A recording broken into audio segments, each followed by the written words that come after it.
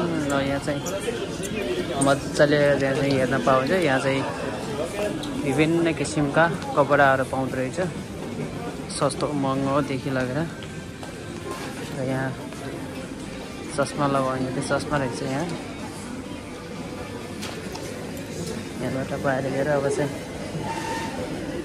अब चाहिँ म निस्किन्छु यहाँबाट, किनभने रात परिसकेको छ, पानी पर्ने सम्भावना देखाएको छ।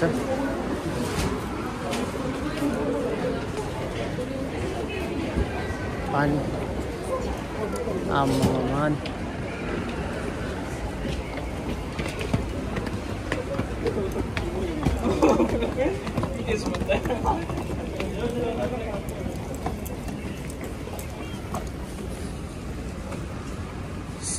रात्रिकालीन अवस्थामा तपाईहरुलाई धेरै धेरै स्वागत छ। अब यहाँबाट म कोठातिर लाग्दैछु। साथीहरु, आजको